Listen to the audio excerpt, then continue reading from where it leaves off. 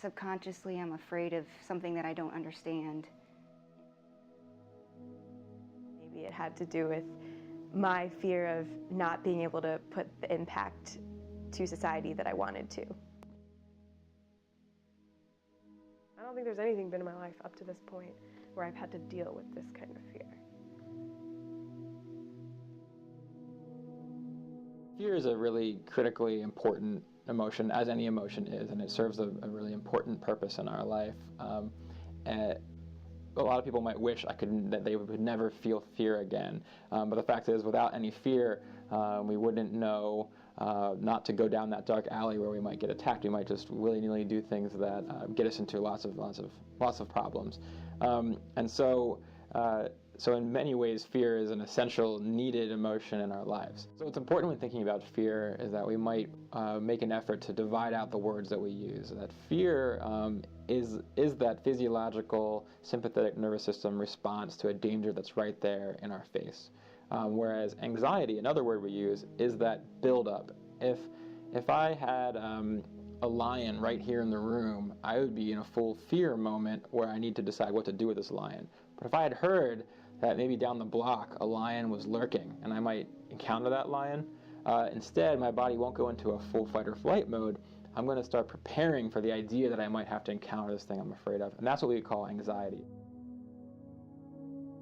So the biological aspects of fear come from part of our nervous system, the sympathetic nervous system, which is a piece of the autonomic nervous system overall, that really prepares our body for fight or flight. It's something that all animals, or many animals, have, where it gives them all the energy and resources needed when they're in great danger.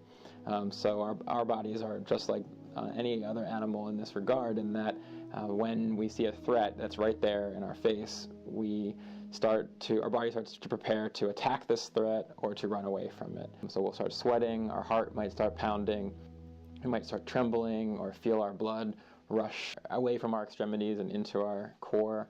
We might feel tingling or feel numbness because of that blood leaving all our extremities. Like, all these symptoms here are part of that sympathetic nervous system response, which all of those symptoms are designed to prepare us to attack or to run away quickly. When it comes to spiders, I don't want them anywhere near me. The fact that they can crawl really quickly, I just don't want them. I don't mind seeing a spider. It's from a distance, or if I can come up to it and see what it looks like, that's fine by me. But if it's coming towards me, I don't like that. There was a time where I was in the car and I actually saw a spider coming down from the headliner of the car, and I'm driving down the road, and so I could see it coming down fairly quickly. So I just hopped into the first shopping center I could find so I can get out of the car and get rid of the spider before it lands on me. I guess once I find out that it's there, I have to get rid of it.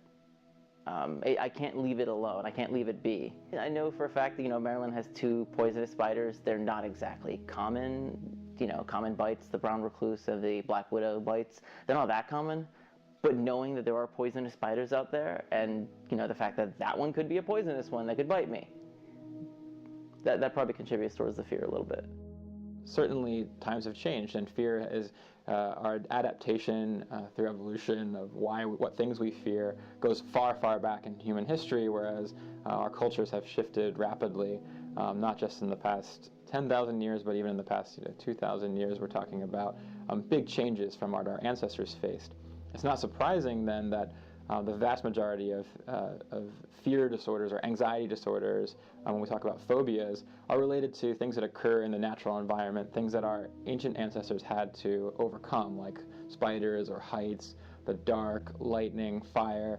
All these things are the common phobias. We're built to be aware of the dangers in our environment. We're very sensitive to those things, and people who long ago were good at avoiding danger lived to have children, and their children avoided dangers, and they had children. So we are an anxious creature, like many animals, and in that we might see today maybe for some cultures in particular more willingness to avoid certain situations that the culture has told them this is a dangerous thing, where from outside of that culture someone might say that's crazy that that person's avoiding this thing, in the culture, if it's been passed around through generations saying, you know, step on a crack, break your mother's back or something, and everyone says, all right, it's worth it. Why would I even risk stepping on the crack? The consequence is so great, it will break my mother's back. And so everyone in that culture sort of agrees, let's not do this thing. That from the outside in particular can look quite irrational, and yet it's just that fear and anxiety operating in a normal way in a culturally normative environment. After like the Grashanti, which is like the ceremony that usually occurs like a couple days before the wedding, they don't let the girl go out of the house because they're afraid that something bad is going to happen to her before the wedding. Because God forbid something bad happens to her and then they, you know, break whatever contract, or the groom doesn't get to marry his bride, or the groom's family doesn't have a daughter-in-law now. And I've asked my mom where she gets the superstitions from several times. Is it from her religion? Is it from her family? And she has no idea. She says it's from both, and it's always this like really, really vague answer. And she really doesn't know.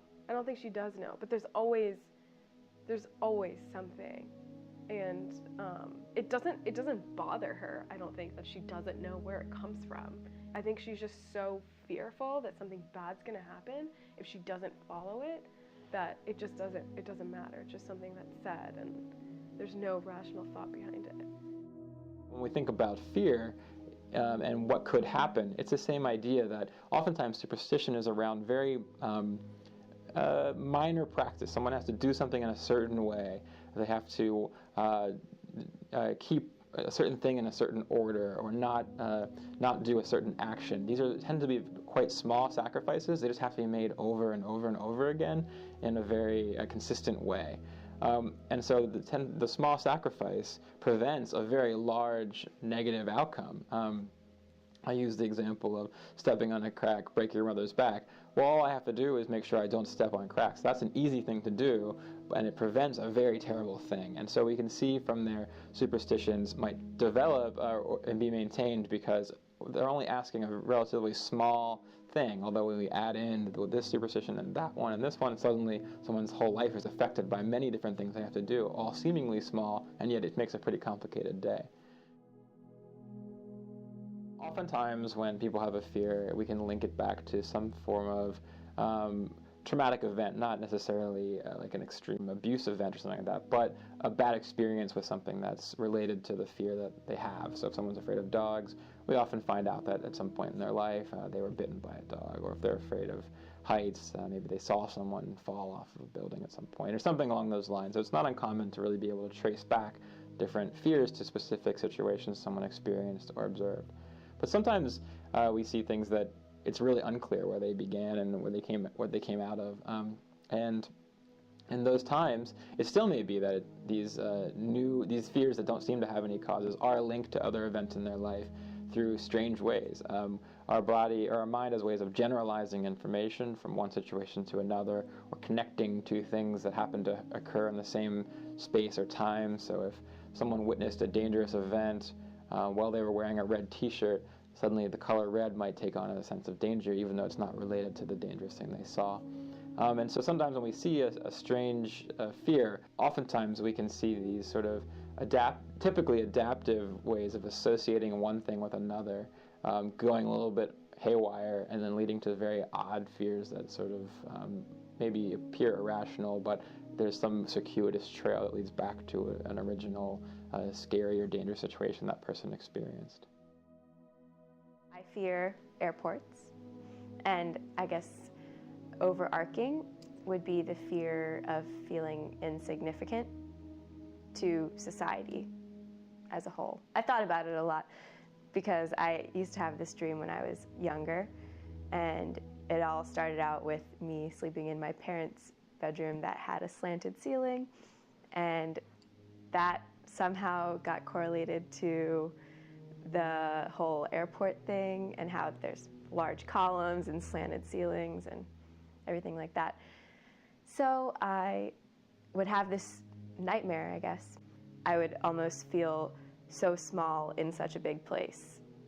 And then as I got older and I would have that dream less frequent, but I would still have it, then it kind of got me thinking that maybe it had to do with my fear of not being able to put the impact to society that I wanted to. The things that people are afraid of tend to be things that are very important to those people or to society at large. And for humans, we're social creatures. One of our biggest things that sets us apart from any other animal is the extent and the intensity of our social interactions, the way that we combine together in groups and use this collective experience to progress our species forward.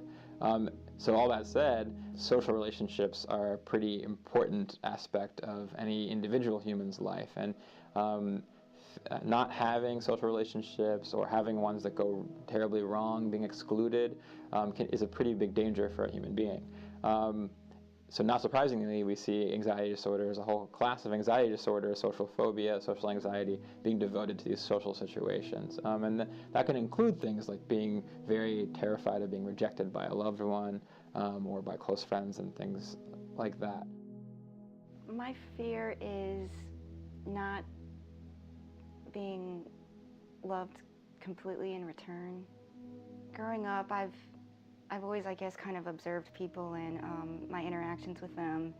I was always so afraid to go out with anyone because there's always that chance that they're going to break up with you. And of course, there'd be a chance that I could break up with them. But I was in some bad relationships and I still never broke it off with them. So I was thinking, like, why am I doing this? But I think it's more the security that I stayed with them. I took it so hard when, like, a guy would break up with me. I look back at these guys and I'm like, I don't know why I got so upset and I was so hurt by it. But it really, it was really just that one fear, because the boy before my husband, he actually told me he lost interest, which the others, they just broke it up, but he actually said, I've lost interest in you. I'm currently married now, and I still have an irrational fear that, who knows, he could one day say, I don't feel the same way about you anymore. He tells me he's not going to feel that way, but part of me feels that way, and it's completely irrational, but it's there nonetheless. So when it comes to the sort of social fears in relationships, we can, on one hand, if someone is really afraid of someone leaving them, it's likely connected to a lot of behaviors that person engages in to prevent that from happening, say. So they may be checking in on their partner repeatedly to see if they're where they say they were supposed to be. They may constantly ask for that person for reassurance that things are going well. Do you still love me? Are you still, attracted to me? Those types of things, and those types of behaviors serve to prevent that person from really confronting the idea that they don't need to do those things in order to have that person stay with them. And worse yet, those types of behaviors can actually push someone away and sort of become a self-fulfilling prophecy where they're worried the person will leave them, and so they're in their space, they're asking for reassurance, they're pushing them to demanding that person prove their love or their commitment, and those types of things can actually push that person away, just sort of reaffirming that this person might leave me.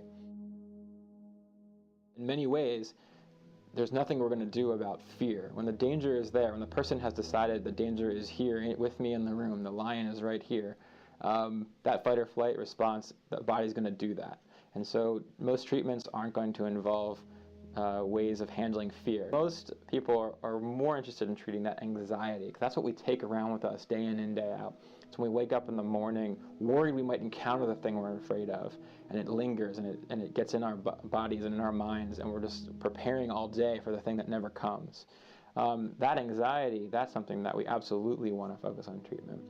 And then what the primary method here would involve exposure, facing up to the things that we're afraid of. So rather than worrying about it all day, never encountering it, or even making efforts to get away from it, it's really to confront it, to go find the things that we're afraid of. Over time, we chip away at that anxiety.